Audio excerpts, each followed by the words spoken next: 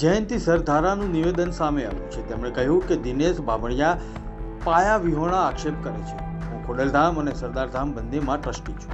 મેં કોઈની સોપારી લીધી નથી અને મીટિંગ પણ કરી નથી। બામણિયા પાસે પુરાવા હોય તો મારી પાસે આવે। બીજી તરફ પીઆઈ પાદરિયા વિરુદ્ધ હત્યાના પ્રયાસની કલમ દૂર કરવા કોર્ટમાં પોલીસ દ્વારા અરજી પણ કરવામાં આવી છે। પીઆઈ પાદરિયા પાસે કોઈ હથિયાર ન હોવાનું પોલીસ તપાસમાં ખુલ્યું છે। હવે મને એવી ખબર નથી દિનેશભાઈ બાંભણિયાએ જે કાંઈ તમને વાત કરી હોય એ એનો વિષય છે। મને કાંઈ જ ખબર નથી ને દિનેશ બાંભણિયાને હું જોઈએ ખાલી ઓળખું છું। મારે એની યાર કાંઈ લેવા દેવા નથી। સોપારીની વાત છે કે બે ધામને બદનામ કરવા માટે તમે રોકડ રૂપિયામાં સોદો કર્યો છે, તેવો તેને વિડીયો પણ જાહેર કર્યો છે અને ટ્વીટ પણ કર્યું છે। હું સરદારધામનો પણ કાર્યકર્તા છું અને ખોડલધામનો પણ કાર્યકર્તા છું। બંને જગ્યાએ જે જવાબદારી મને સોંપે એ હું કરતો રહ્યો છું અત્યાર સુધી અને હજી પણ કરવા તૈયાર છું। મારે એવી સોપારી લેવાની કોઈ જરૂર નથી। જો દિનેશભાઈએ કીધું હોય તો એ આવે મારી પાસે પ્રૂફ લઈને સાબિત કરી દે। જયંતિભાઈ એવું કીધું છે કોઈ પાર્ટી પ્લોટની અંદર મીટિંગ થઈ હતી, કેટલા લોકો હતા, કોણ કોણ હતા, બધું જ તે જાહેર કરશે એવું કહે છે। અમારે કોઈ પાર્ટી પ્લોટમાં આ બાબતની મીટિંગ નથી થઈ। તમે એને લેતા હો અહીંયા મને કહે કે આ પાર્ટી પ્લોટમાં આ રીતથી મીટિંગ હતી, જો એ સાબિત કરી દે કે મેં આવી કાંઈ ચર્ચા કરી છે કે સોપારી લીધી છે તો હું જાહેર જીવન છોડી દઈશ।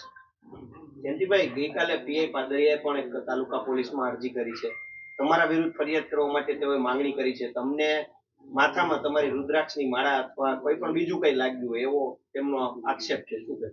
સાહેબ, આ લોકો બધા ક્રિમિનલ માઇન્ડ છે અને આ બધાને આ બધું ફાવતું હોય। હું જે બોલું છું એ સત્ય છે।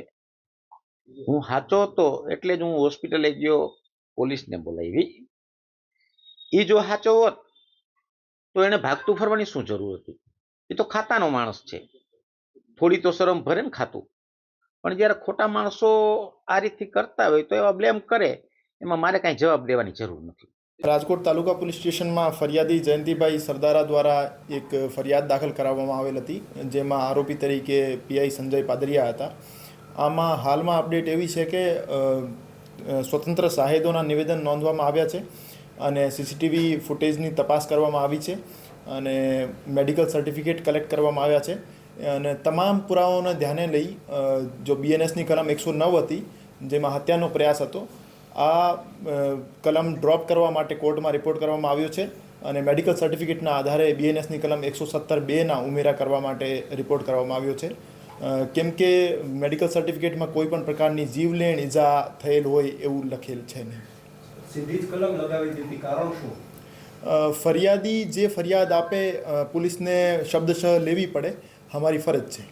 સર, આમાં જયંતિ સરદારા પર પણ ફરિયાદ કરવાની વાત છે, કારણ કે જે પ્રકારે પીઆઈ પાદરિયાએ પણ અરજી આપેલી છે। પીઆઈ દ્વારા એક અરજી એસીપી ઓફિસમાં આપેલી છે, તો આના આધારે અગર પીઆઈ ફરિયાદ કરવા ઈચ્છતા હોય તો એમની ફરિયાદ પણ નોંધવામાં આવશે। સર, પ્રાથમિક રીતે જે પોલીસની પ્રાથમિક તપાસ આવી એમાં કઈ રીતનો બનાવ સામે આવ્યો છે? હજુ સુધી તપાસમાં એવું સામે આવ્યું છે કે લગ્ન પ્રસંગ દરમિયાન જયંતિ સરદારા અને પીઆઈ સંજય પાદરિયા વચ્ચે બોલાચાલી અને ઝપાઝપી થઈ હતી અને આ બનાવ પછી પાર્કિંગમાં પીઆઈ સંજય પાદરિયા દ્વારા જયંતિ સરદારા ઉપર હુમલો કરવામાં આવ્યો હતો, જેમાં એમના નાકમાં ફ્રેક્ચર થયેલો। એના આધારે બીએનએસની કલમ 117(2) મુજબ કાર્યવાહી કરવામાં આવશે। હાલ સુધીની તપાસમાં કોઈ પણ પ્રકારની હથિયારની વિગત સામે આવી નહીં। સર્વિસ રિવોલ્વરથી ક્યાં પડી છે એવી કોઈ તપાસ કરવામાં આવી? એમને કોઈ પણ પ્રકારની સર્વિસ રિવોલ્વર એમના ટ્રેનિંગ સેન્ટરથી ઇસ્યુ કરવામાં આવી નહીં એવી અમારા તપાસમાં સામે આવ્યું છે। સર, આમાં હોસ્પિટલના સીસીટીવી કઈ ચકાસવામાં આવ્યા છે? ખરેખર જયંતિ સરદારાને લાગ્યું છે કે કઈ રીતે? હોસ્પિટલના સીસીટીવી નહીં તપાસવામાં આવ્યા, આમાં જે મેરેજ ગાર્ડનના સીસીટીવી છે એ તપાસવામાં આવ્યા છે ઓર આ સીસીટીવીમાં કોઈ પણ પ્રકારનો હથિયાર એમના હાથમાં હોય એવું સામે આવતું નહીં।